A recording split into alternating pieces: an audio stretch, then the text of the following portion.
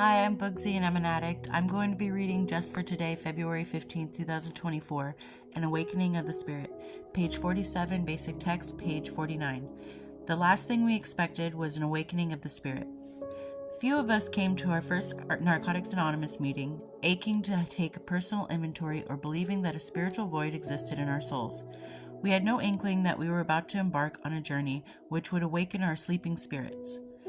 Like a loud alarm clock, the first step brings us to semi-consciousness, although at this point we may not be sure whether we want to climb out of bed or maybe sleep for just 5 more minutes. The gentle hand shaking our shoulders as we apply the second and third steps causes us to stand up, stretch, and yawn. We need to wipe the sleep from our eyes and write the fourth step and share our fifth. But as we work the sixth, seventh, eighth, and ninth steps, we begin noticing a spring in our step and the start of a smile on our lips. Our spirits sing in the shower as we take the 10th and 11th steps, and then we practice the 12th step, leaving the house in search of others to awaken. We don't have to spend the rest of our lives in spiritual coma. We may not like to get up in the morning, but once out of bed, we're almost always glad we did. Just for today, to awaken my sleepy spirit, I will use the 12 steps. To be perfectly honest, I don't work the steps. I don't do the bookwork or the coursework or whatever it's considered. Not because I don't want to, I just haven't done it. And I don't really even have a sponsor yet. What I'm doing for myself personally, I'm not saying that the steps don't work, but for me personally, what I've been doing has been working for me. I think that the steps are wonderful for people. They have more than helped so many people that I've listened to and I've heard from, and people who come to Narcotics Anonymous are always talking about doing the steps. I haven't done them, and honestly, I don't think that means I'm any less in recovery than the next person who's doing the steps. The steps are important. I do the steps in my own personal way. I don't go off of the book or the prompts that the books give you. So I can't really talk on how the steps work. I know that there's certain ones where you make amends to people you may have hurt in the past, and there's obviously the first step is admitting you have a problem and facing that problem. But I feel like I've been out of bed. I heard the alarm clock, I got up, and I'm going through life and my recovery at my pace and in the way that's comfortable and that's right for me. I know the 12 steps, just like the Just for Today literature, is based a lot around religion and God or a God of your own understanding, and that's just not my cup of tea. I don't feel like I should take on a religious view or feel like religion is being forced upon me. But I have made amends. I've apologized to my sisters. I meant to say my daughter and her sisters.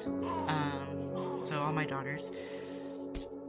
They were sent in emails, but doubtful that they were ever read because the foster mother doesn't uphold her side of the court order that she's supposed to email me at least 4 times a year with pictures and updates, but she doesn't do that. But I did send an email of apology. I have sent text messages of apologies. I know one of the steps says to make amends and apologize to those you have hurt, but don't do it if it's going to hurt your recovery or if you're not allowed to directly be contacting these people. So mine are through email and text messages because I don't want to overstep that boundary towards other people. I think I do want to get a 12-step book and do it at my own pace and take out the religion aspect of it, but I feel like I'm doing very good without the 12 steps, and I haven't had a sponsor. And I think that recovery, just like I've mentioned before, is your own. It's a personal journey. It's something that you have to do on your own. And the 12 steps kind of keep people in order and have accountability for what they're doing. And honestly, if you do the 12 steps, that's amazing. If you don't, that's amazing. Just stay sober, stay clean, keep building off of that foundation that you've created once you put that drug or alcohol down.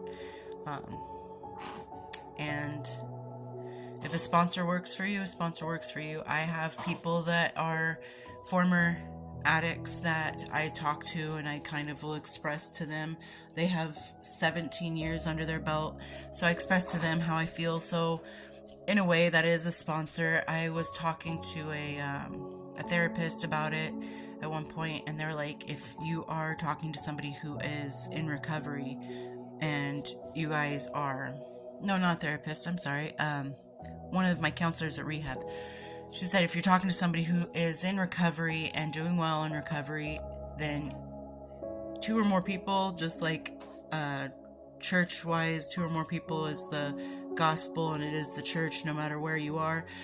Just like that in recovery, the sponsor, it could be considered a meeting, as long as you're talking about recovery. And if I ever struggle or have weird dreams or have any confusion about certain things, then the person I speak to kind of understands what I'm talking about, and they don't look at me like, what the heck are you talking about? Like with pipe dreams, they're kind of like, yeah, that happens. 17 years later, I still have them.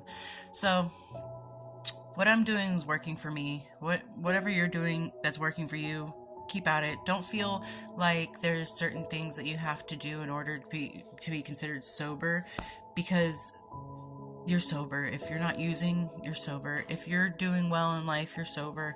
If you're just not sitting there in a rut, you're sober. You're working the recovery.